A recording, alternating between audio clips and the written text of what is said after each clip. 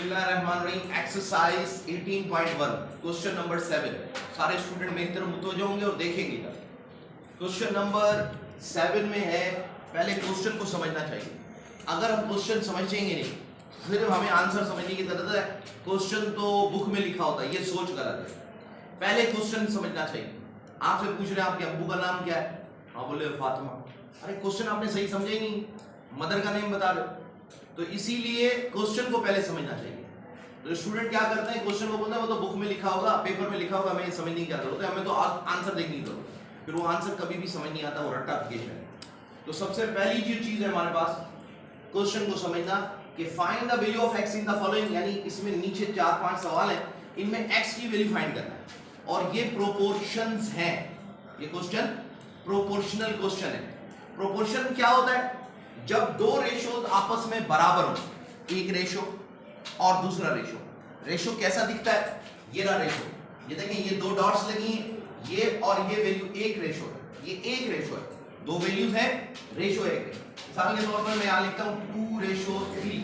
क्या लिखा है? 2:3। ये एक रेशो है। इसी तरह से ये एक रेशो है और दूसरा रेशो ये रहा, ये दोनों आपस में बराबर हैं। ये प्रोपोर्शन की निशानी है। प्रोपोर्शन का मतलब होता है बराबर हो रेशो दो। अगर कोई दो रेशो आपस में बराबर हैं तो उसको प्रोपोर्शनल कहते हैं। वो रेशोज आपस में प्रोपोर्शनल हैं।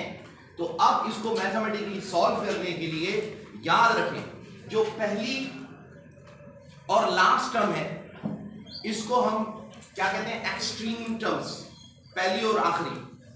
ये एक्सट्रीम टर्म्स का प्रोडक्ट, इसको इससे मल्टीप्लाई करेंगे, हमेशा यही हो, मल्टीप्लाई होता है। और ये मीन टर्म्स कहलाती हैं, जो मिडल टर्म है, बीच वाली टर्म्स, इनको क्या कहते हैं? Mean term. आपकी तवज्जो नहीं इधर। तो ये आपस में मल्टीप्लाई होते हैं, ये इसका लॉ है, ठीक है।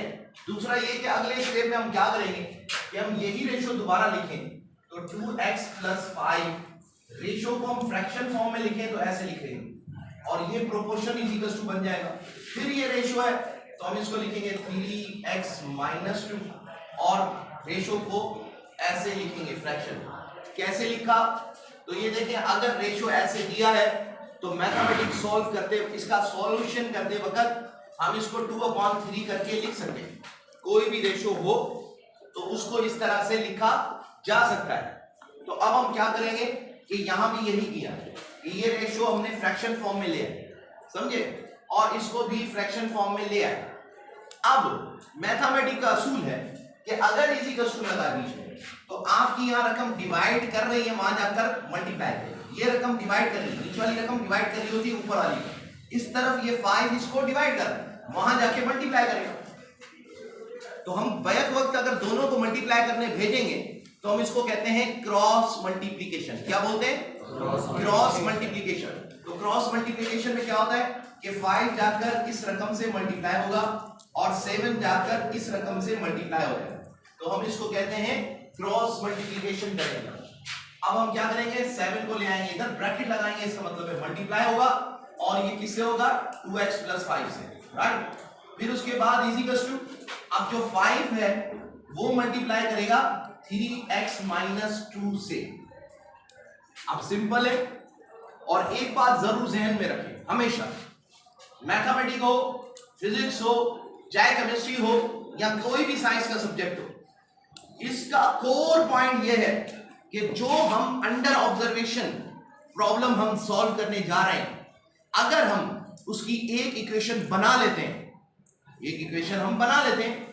इक्वेशन कैसे बनती है कि अगर जो हम प्रॉब्लम ऑब्जर्व कर रहे हैं उससे रिलेटेड कोई इक्वेशन या कोई फॉर्मूला क्या है? इक्वेशन है।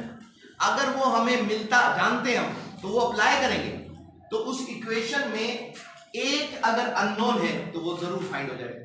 और यही सॉल्यूशन है हर क्वेश्चन का। तो अब इसके अंदर कितने अननोन है बताएं? नहीं, एक है। x भले 10 दफा इस्तेमाल हुआ है लेकिन एक ही है। अगर इसमें होता है एक x, एक होता y, तो फिर ये दो अननोन हो जाते हैं। लेकिन x 10 दफा चाहे कितनी दफा भी आएगा, वो एक ही अननोन है। अब इस इक्वेशन में कितने अननोन है? इक्वेशन इक्वल टू लगाए, ये इक्वेशन इक्वल टू का मतलब क्या? बराबर। इक्वेशन किसको कहते हैं इंग्लिश में? बराबर को तो कहते हैं। तो अगर ये बराबर है तो इसके अंदर अननोन कितने? एक। ये जरूर फाइंड होगा। और कैसे? मैथमेटिकली जो करना है वो करते जाओ, जरूर आंसर आ जाए। क्या करते हो जाओ, दिख रहा है हमें यहाँ से मैथ यूं शुरू करेंगे ना, तो ये इससे मल्टीप्लाई होगा 7 to the 14x plus 7 5 the 35 is equal to 5 को जब हम 3 से मल्टीप्लाई करेंगे क्या हो जाएगा? 15x और माइनस 15 to the 10। अब जाहिर है ये x ये भी x दोनों आपस में रिश्तेदार, चाहे तो 15x को उधर भेज दो तो यहाँ प्लस का है माइनस का हो जाएगा, क्योंकि इजी कस्टम को जब जंप करता है प्लस तो माइनस हो जाता है, माइनस जंप करता है तो प्लस हो जाता है। समझ आ रहा है? याद रख लो। और मल्टीप्लाई जंप करे तो डिवाइड हो जाता है, डिवाइड जंप करे तो मल्टीप्लाई हो जाता है। जंप से मुराद है अगर इधर से उधर चला जाए या वहां से यहां आ जाए, तो मल्टीप्लाई डिवाइड, डिवाइड मल्टीप्लाई में, प्लस माइनस में, माइनस प्लस में, ये दोनों आपस में अलग अलग फैमिलीज हैं, प्लस माइनस और मल्टीप्लाई डिवाइड। ठीक है, तो इनका आपस में इंटरचेंज आता है इज इक्वल टू को जंप करते हैं। तो अब हम देखेंगे कि हम 14x को इधर लाएं या इसको लाएं, दोनों कर सकते हैं।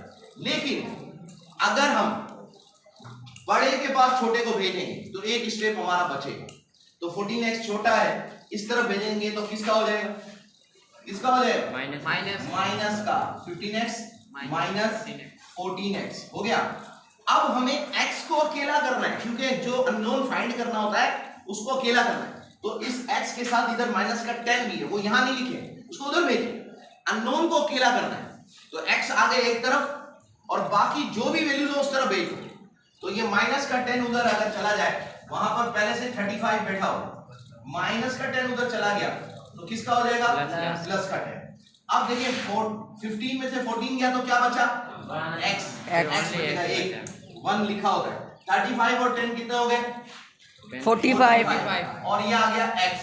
आखिर में x जो अननोन होता है उसको हमेशा इस तरफ लिखना चाहिए, लेफ्ट साइड, और 45 इस तरफ करने के बाद फिर आप उसे आंसर दे दें। ये समझ में आया स्टूडेंट? कोई क्वेश्चन है इसके अंदर? नहीं, तो फिर लिखें, आवाज नहीं है, स्टॉप।